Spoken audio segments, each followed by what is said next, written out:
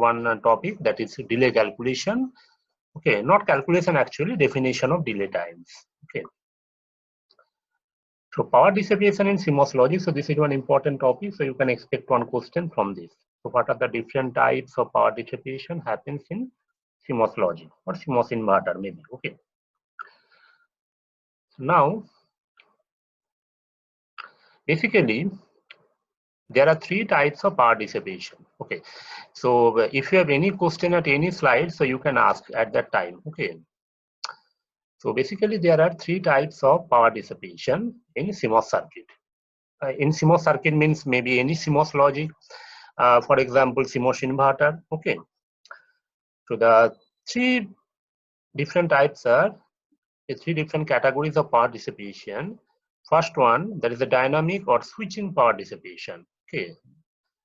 Which is very, very important. The dynamic power dissipation or switching power dissipation. Okay. Second one is short circuit power dissipation, and last one is leakage power dissipation. So there are total three components of power dissipation in CMOS circuit: switching power dissipation, or another one named dynamic power dissipation, short circuit power dissipation, and leakage power dissipation. Okay. So what is switching power dissipation? Now remember, the switching power dissipation or dynamic power dissipation, just check the term switching power. That means whenever the switching activity takes place, that means when the output changes from 0 to 1 or output becomes 1 to 0, so this type of transition takes place. Okay, then what will happen, you know, for any CMOS circuit, for example CMOS inverter, see the diagram. When the output changes from, then means when the input is 0, output will be 1 because it is an inverter. When input you are applying 0, output will be 1. Output 1 means the capacitor will charge. The PMOS is on and the capacitor will charge in that path. Okay. Similarly, when you are applying input equal to 1, okay, then PMOS will be off, NMOS is on, so capacitor will discharge in that path. So every time during charging and discharging phenomena, so whether the capacitor will charge or whether the capacitor will discharge, some current is flowing through capacitor. Got it? Some current is flowing. So when we did the DC analysis, the voltage transfer characteristics, the DC analysis of CMOS inverter, there is no role of capacitor because for DC, the capacitor behaves like open circuit. So whatever the current coming here at this point, so the same amount of current will flow through this. So ID P equal to IDN. NMOS current and PMOS current is same because no current is flowing through the output for DC condition. Okay, the capacitor will be behave like open circuit. Okay, and the nature of CMOS circuit, when PMOS is on, NMOS is off. Okay, and when NMOS is on, PMOS is off, so no current is flowing from VDD to ground. So power dissipation is 0. Okay. Now in this case, since some amount of current is flowing from VDD to charge the capacitor or to discharge the capacitor, so there is some power dissipation.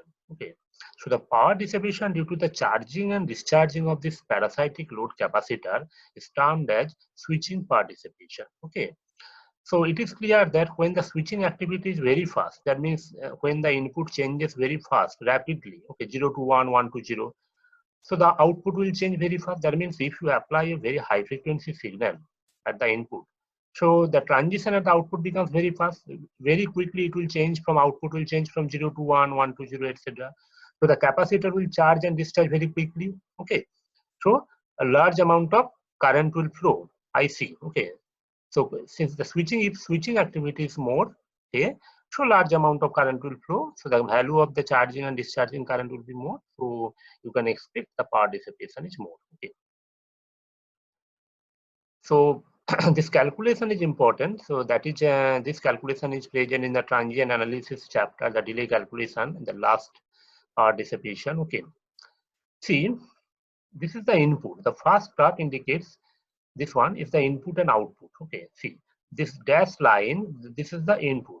This one is the input. Ideal rectangular pulse we are applying. Okay, the ideal pulse, check. This one is the input.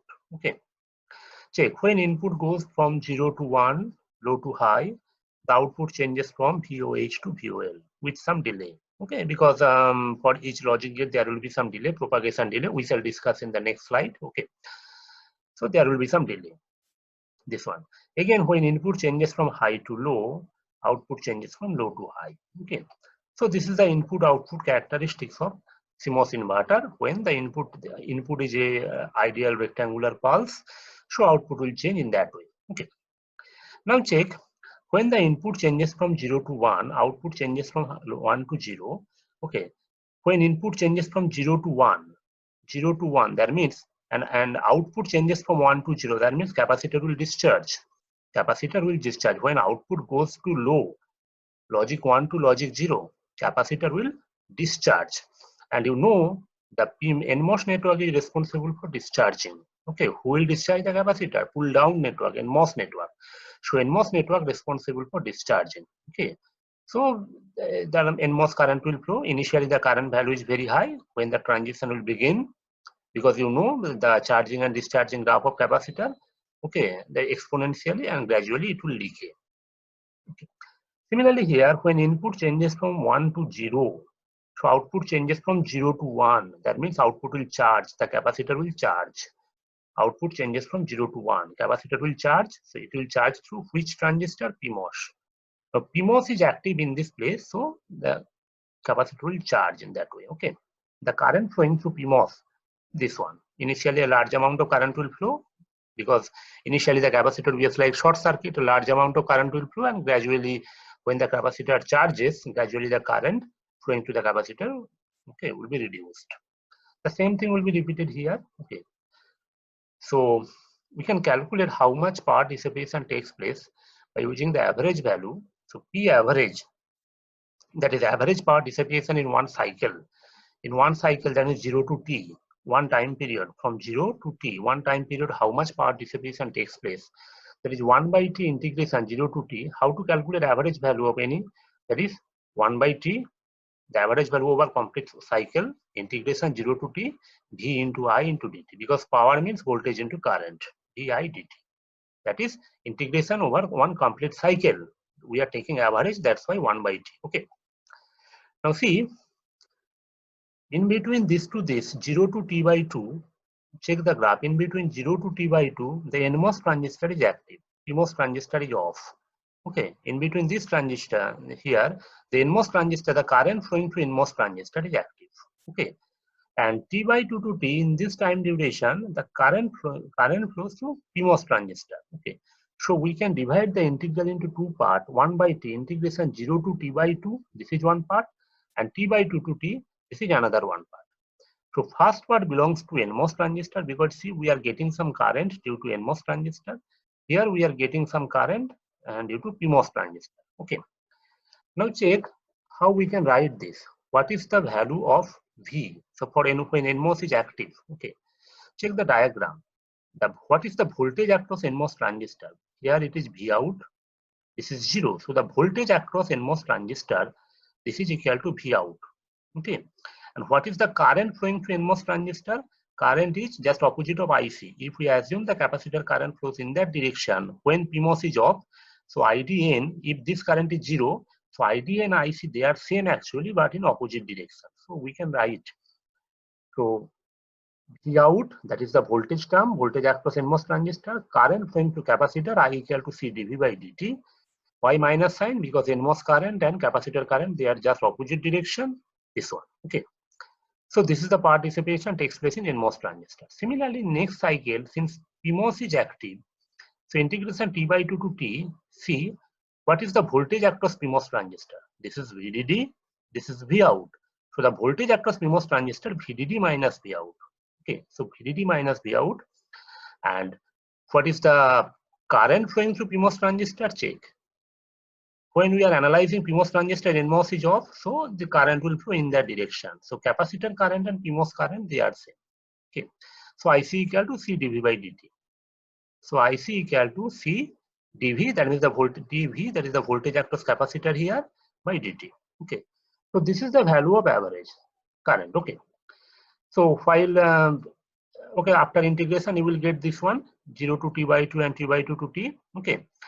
So just check now, you can put the value. So since it's a definite integral, you have to put the values. Check here, V out term is present. So after putting the limit, so you will get after putting the boundary, you will get V out at t by 2 and V out at 0. See, V out, this is the V out at 0, okay, V out at 0, time t equal to 0, that value of V out that is equal to VOH, that is VDD. Similarly, V out at time t equal to t by 2, check the graph, V out at time t equal to t by 2, that is equal to VOL, that is 0. So similarly, you can put the limit. So V out value at time t equal to t by 2, 0, V out value at time t equal to 0 equal to VDD. Okay, so similarly here, check V out value at time t equal to capital T, V out value at time t equal to capital T, this one, it is equal to VDD. So in a rough copy, you can derive that and check. Finally, you will get P average equal to 1 by T CL VDD square, or F, 1 by T means frequency, F into CL into VDD square. So this is the value of average participation takes place in a CMOS circuit. If you have question, you ask. Anyone?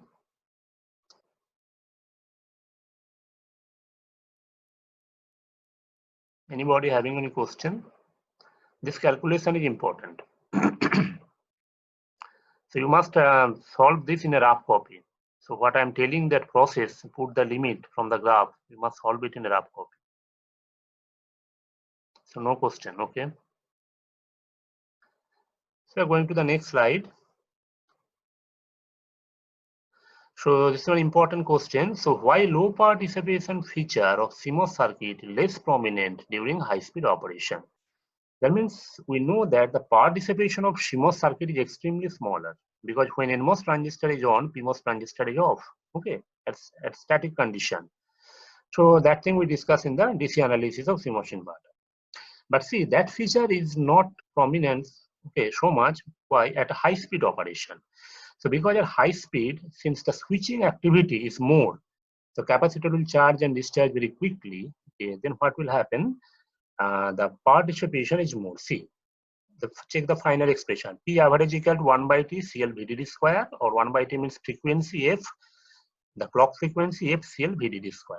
So at high frequency, the value of F is high, so power dissipation will be high. Okay, so what we expect that CMOS circuit will give the low power dissipation, but it is not true. Actually, for high frequency, power dissipation is quite high. Okay, for low frequency or DC, the power dissipation is extremely small. Okay, but at high frequency, due to the switching activity, power dissipation is high. So if that is a 4-mark question, you have to derive that thing and you have to conclude. Okay. The second power dissipation component is short circuit power dissipation. Okay. So what is short circuit power dissipation? A short circuit power dissipation means when both transistors are on in a CMOS circuit. When both transistors are on, then the current will flow from VDD to ground. Just check the circuit. See, the PMOS is on and NMOS is on. Let when you are applying VDD by 2 here. Okay. The PMOS transistor is on as well as the NMOS transistor is on. So then there is a short circuit path between VDD and ground. So the current will flow from VDD to ground through PMOS and NMOS transistor. Okay. So that is called a short circuit. Okay. Short circuit condition. So when both NMOS and PMOS transistors are on. So why the short circuit power dissipation takes place? Anyone can say that I am applying a rectangular pulse, so 0 and logic 0 and logic 1, either NMOS will be on or PMOS will be on. So why short circuit condition will take place? The thing is, the pulse you are applying, that is not ideal in nature. Each pulse, especially at high frequency, it is a practical pulse. Now, what is the difference between practical and ideal pulse? For practical pulse having finite rise time and fall time. Okay, that means there will be no sudden transition from logic 0 to logic 1. It will take some time for each pulse whenever you are applying input. Okay, for each pulse it will take some time to reach from 0 to 1. That is called rise time basically. Okay, some slope will come. Okay, so the pulse you are applying, see here, so this is the ideal one. Okay, this is the ideal one, but in practical cases the pulse looks like this one, this. Okay, so similar, okay, like triangular. Okay, so due to that finite rise and fall time, so definitely you will get one condition, okay, where both transistors will be on. If you apply ideal pulse, then either NMOS or PMOS will be on. But if you apply practical pulse, okay, so for some time the pulse voltage increases, okay, and you will get some time instant where both NMOS and PMOS transistors are on, and in that case the short circuit is established and a non-zero current will flow from VDD to ground. Okay, so that power dissipation is a short circuit power dissipation. Okay. And finally, the leakage power dissipation. So what is leakage power dissipation? Okay. Suppose you are applying a pure logic 0 or pure logic 1 at the input of any CMOS circuit, like CMOS inverter. Suppose at the CMOS inverter you are applying logic 1. So logic 1 means the PMOS transistor is off and NMOS transistor is on. Okay, let's check the circuit. Let here you are applying logic 1. Okay, so the NMOS is on, PMOS is off. So since PMOS is off and NMOS is on, so you can expect no current will flow from VDD to ground because one switch is off, another one switch is on. Okay, so ultimately the path is disconnected. So there will be no power dissipation. Okay, but in practical cases, when the MOS transistor is off, the MOS is in a subthreshold region. The region is called the subthreshold region. So when you are applying a voltage which is below threshold voltage, that is the subthreshold region. Okay. Now in subthreshold region, the MOS transistor is not fully off. Okay. Some finite value of current will flow. That is, although that current value is very small, but a finite value of current will flow. So that current is called the subthreshold current. Okay. So that may be in the order of 10 to the power minus 7, 10 to the power minus 8 in that range. Although it is small, but a finite value of current will flow. Okay. So that current is basically due to the diffusion current, because you know in semiconductor the current conduction takes place due to drift and diffusion mechanism. Okay. So that current component is basically the diffusion phenomena, not due to drift. Okay.